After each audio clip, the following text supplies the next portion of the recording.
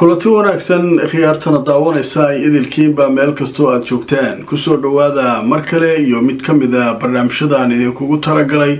maanta oo ah maalinimo axada barnaamijkuna waa kii labaad ee maantaan idiin soo gudbinayo haddaba taariikhdu waa 9 bisha Juun sanadka 2024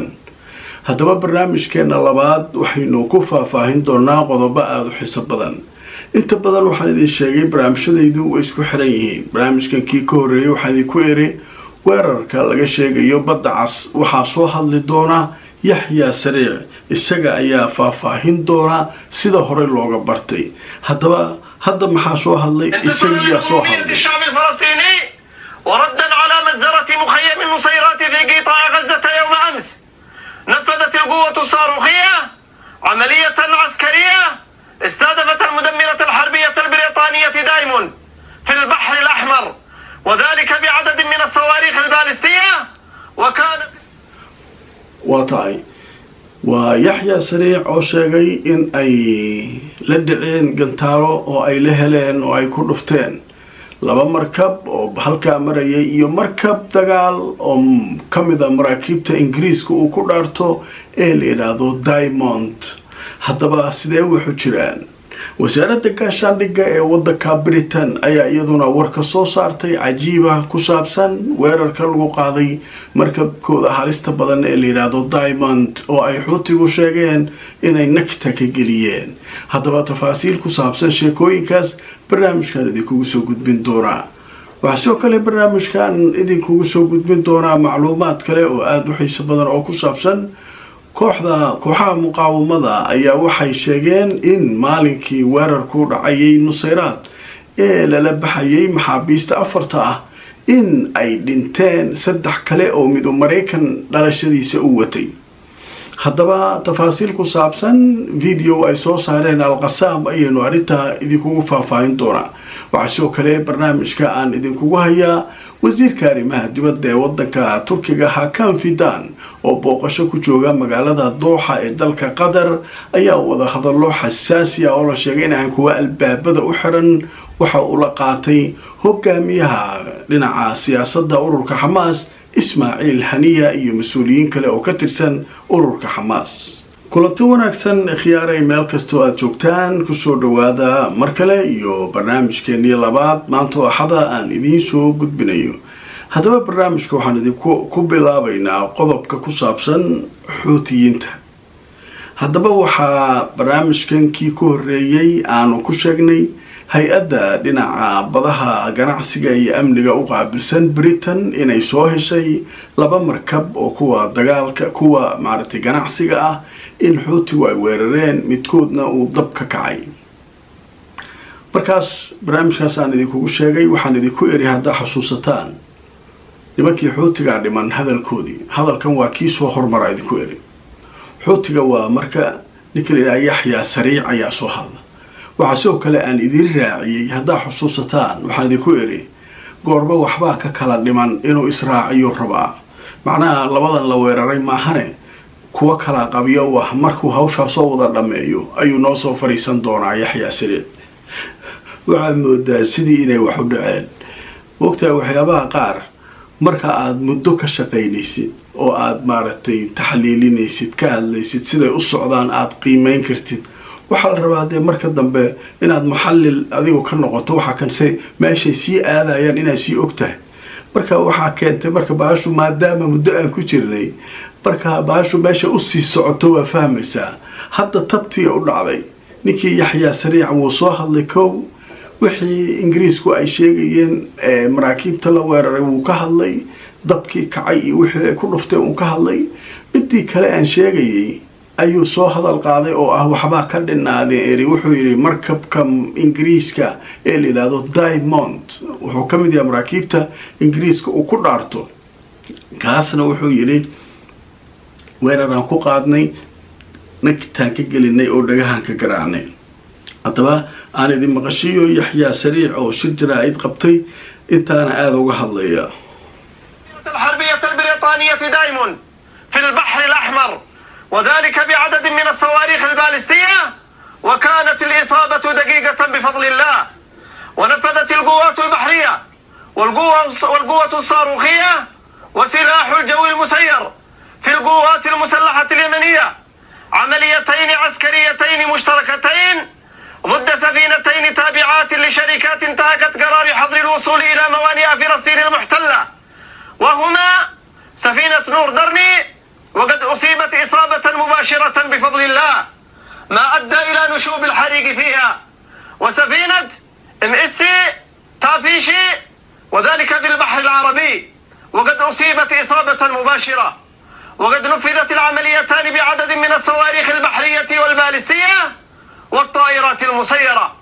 إن القوات المسلحة اليمنية مستمرة في تأدية واجبها الديني والأخلاقي والإنساني تجاه الشعب الفلسطيني. واضحي يحيى سريع وحلياي وواجب إنساني أما بني آدم يواجب ديني إنه تلاوضا كل قاقنا أو عن قادنو لي سيدا عادة واحد weerar kan hadda ah waxaynu kaga jawaabaynaa uu leeyahay xasuuqii shalay ka dhacay Nusayraad waa meeshii shalay lagu baaba'ay oo ay sheegeen afar inay kala soo baxeen maxaabiista oo ay dadkii mees joogan si xun u duqeeyeen oo ay laayeen ma maqlaysaa marka wuxuu leeyahay hawshaasu sidaasay ku dhamaatay si fiican waxaana u isticmaalnay weeraradaas dhammaantood gantaalaha badda ee maraakiibta lagula diriro iyo diyaaradaha droonka duuliyaasha la'aanta ah ayaanu weerarada dhammaantood ku fulinay. waliba markuu ka hadlayay markabka Ingiriiska wuxuu yiri waxaan gaarsiinay dhaawac weyn bifadlillah ilaahay fadligiisa ayaynu arintaa ku sameynay oo macnaha arintaasu sidaasay ku dhacday. markii warkaasu adduunka galay Diamond kana wuxuu ka mid yahay maraakiibta halista badan ee Ingiriiska uu yiraahdo looma soo dhawaan karo qalabka ku xiran iyo sida uu yahay iyo waxa saaran iyo maraakiibta la socda waa ammaanay dhahan oo macnaha wax u soo dhawaan kara ma jiraan. markii Xuuti ay yiraahdeen baalkaasu nagtaan ka gelina maanta maalin horena markabkii diyaaradaha xambaarayay Mareykanka Eisenhower ay nagta ka geliyeen balaqayni goordhow waxaan hadda gacanta ku hayaa warbixin cusub oo ka soo baxday wasaaradda gaashaandhigga ee wadanka Britain. haddaba telefishinka Al-Arabiya bogiisa ayaa waxaa lagu qoray warbixintan waxaa leeyahay wasaaradda gaashaandhigga ee Britain maanta oo axada waxay beenisay in la bartilmaameedsaday oo Xuutiyiintu ay bartilmaameedsadeen markabkooda dagaalka ee la yiraahdo Diamond kaasoo ku sugan badda cas. wasaaradda gaashaandhigga ee wadanka Britain bayaan ay soo saartay waxay sheegtay in Xuutiyiinta dalka Yemen ay sawaariikh rideen nooca plastiga ah oo ay ku dhufteen sida iyagu ay yiraahdeen markabka Britain laga leeyahay ee badda cas ku sugan. sheekadaasu waxay leedahay waa been ay leedahay wasaaradda gaashaandhigga Britain warkaasu wax ka jira ma jiraan leedahay waaye wasaaradda arrimaha dibadda Britain qoraal ay soo saartay ay leedahay waxaas waa been wax ma ka jiraan.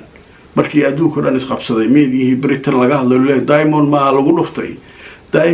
Diamond ma naga la siiyay saa wax u jiraan la leeyahay waxay yiraahdeen waxaas waa kaadib beeradeen been waaye waa beeninayna dheen warkaas kullay Yaxya Sariicna intaas uu noo sheegay wasaaradda gaashaandhigga ee Britain warkeeda intaas waaye wixii fakar iyo aragti adika idii taala ka soo qora arintan sida idin la tahay waayahay. waxaa noo soo socdaa kulan albaabada u xiran oo ay yeesheen hogaamiyaha Xamaas iyo wasiirka arrimaha dibadda Turkiga wuxuuna ka dhacay kulankaas magaalada Dooxa. laakiin waxaan galaynaa sheeko aad cajiib u ah. shalay markuu weerarka dhacay kadib Abu Ubayda wuxuu yiri waxba hadda baaldeganina afarta aad la baxsateen kuwa kale ayaa halkan ku disheen oo isla maxaabiistiina ah. marka ogaada mar walba aad sidaas oo kale wax u soo maleegtaan inta aad bixinaysaan inta aad dilaysaan واسكو مد أما وحبها ماشا كوبا بإدورة هذا الكيساس مركا وحلو قاتي إسكا هذا أي يقاتل واربعين تغار مسو هذا القاضي dadka dhinto la sheegayo waxa aad loo buunbuunayay 40 ayaa maaratay la soo bixiyay 40 marka hadalkiisibu macnaha xogaa shalay waxa ka xoog badiyay warkii ahaa Israa'iil afaray soo furatay maxaabiis marka mid ogaada miidiyaha marka lagu dagaalamayo war markii la soo tuuro qoladana waray soo tuurtaa si aan lagaaga adkaan media markii shalay la helay warka afaray Israa'iil soo furatay Abu Ubayda waru ka soo daba tuuray kiisa laakiin waxba laga soo qaadin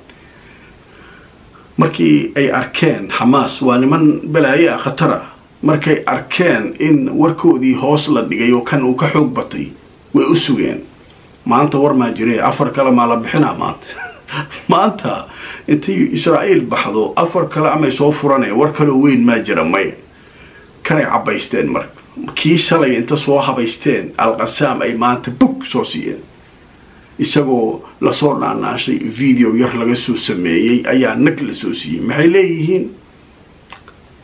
saddex kamida maxaabiista oo midu Mareykan yahay dhalasho Mareykan haysto ayaa shalay ku dhintay hawlgalkii ay ka sameynayeen Israa'iil nusayraad dadka ay leynayeen oo ay xasuuqayeen ay kamid ahaayeen afarna way la baxsadeen intaana maaratay halkaasay ku dileen la socda marnaba ma dhacayso inaynu waxa aanu hayno ciyaar ku qaadataan maxna maalin hore wixii dhacay waxbay ka barteen Al-Qassam sida muuqata waxyaabo isku dhex jira la sheegay in lagu bixiyay maaratay dad basaasiina dad saana baabuur gargaar inta la iska soo dhigay oo Al-Qassam la soo dhaxmaray oo maaratay baabuur samafal sida waa noo taalaydeen kullu yawmin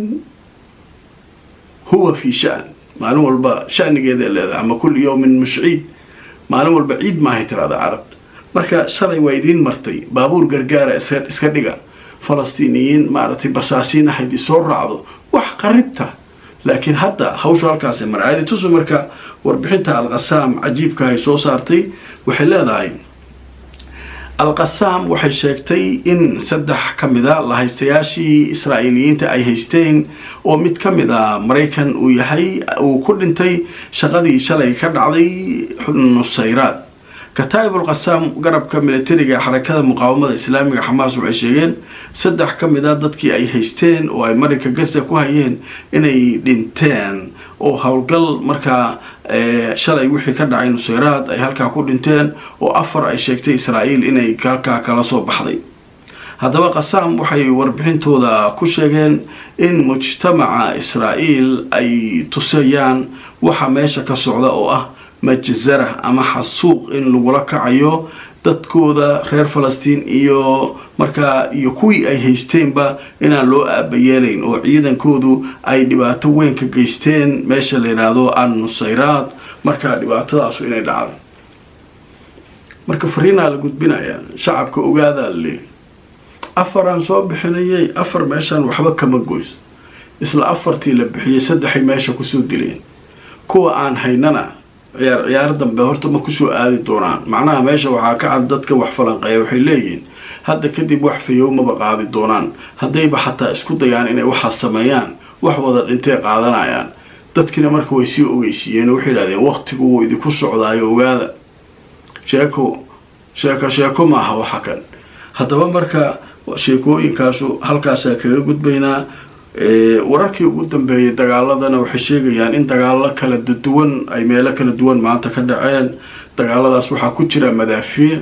ay maaratay kooxaha muqaawamadu ku garaaceen deegaanka la yiraahdo Khulaaf Gaza waa deegaanada ku wareegsan Gaza ee Yahuudda xooga lagu dajiyay halkaas oo ay ku beegsanayeen sida la sheegay ciidan Israa'iiliyiin oo halka iyagu iska soo abaabulayay waxa soo kale dagaaladu ka dhaceen Rafah iyo meelo kala duwan islaamaanta mar kale ayay duqeymo ka sameeyeen xeradii shalay ay dadka ku laayeen ee la yiraahdo nusayraad oo marka maxaabiista ay ku soo kaxaysteen hadaba wararkii ugu waaweynaa intaas ay ahaayeen marka sheekada marka ugu dambaysa barnaamijkan oo baareena ninkii Fidaan ahaa wuxuu tagay magaalada Dooxa ee dalka Qatar waa wasiirka arrimaha dibadda Turkiga sababtoo meesha uu tagay shir ay lahaayeen wasiirada arrimaha dibadda ee wadamada khaliijka ayaa lagu casuumay shirkaas sidaas ayuu uga qayb galay oo uu u tegay isagu khaliijka kama tirsana turkiga laakiin waa marti ahaana loogu casuumaa hadda waad weydeen shirkii ugu dambeeyay madaxweynaha turkiga xataa waa lagu casuumay sidaas uga qayb galay marka wasiirada arrimaha dibadda kulankoodaas markuu ninkaan dhamaystay ayuu wuxuu usoo dhaqaaqay wuxuu la ballansanaa Ismaaciil Haniya goorba intuusan soo bixin oo la sii hadlay oo loo sii diyaariyay ninkii uu la kulmay albaabada xirteen halkaas si fiican loogu sheekaystay kadibna waa la soo kala tagay marka waxyaabo kala duwan miidiyuhu ka hadleen qaar waxay yiraahdeen turkiga wuxuu dejinayay oo lahaa cid wax idinka qaadi karta male hanjabaado ay la kulmeen kooxaha muqaawamada madaxdooda ay jooga Dooxa oo loogu hanjabayo macnaha dhinaca macalinka weyn iyo xirtiisa oo kale hadii wada hadallada ay socodsiin waayaan in la qabanayo saas lagu sameeyo waxaas handadaad marka turkiga waxa leeyahay arinta inay u ka dejiyo ayuu u tago yiri waxba kama jiraan laakiin Xamaas ayaa war soo saartay weeba beenisay waxay tiri annaga madaxdeena cid u hanjabtay ama wax tiri ama waxba la idinku sameeynaya macalinka weyn wala xirtiisa ma jiraan wararkan marka waa suuqa wax ka jira ma jiraan leeyihiin Xamaas iyaguna warka ay soo saareen hadaba barnaamijkayga labaad maanta waxada inta ayaan ku soo gabagabaynayaa hadii Allah idmo barnaamij kale oo saddexaad ayaan soo gelin doonaa di waqtiga inoo saamaxo hayloobinina in la gareysaan oo share gareysaan barnaamijyada si aad marka macluumaadka u gaarsiisaan in badan oo naga mid ah oo aan wali helin barnaamijka la gareey oo share gareey barnaamijka subscribe saaro cusubta YouTube-ka iyo Facebook-na follow gareyso inta aan mar kale barnaamijka la mid ah ku kulmayno khiyaaray meel kasto aad joogtaan nabadgelyo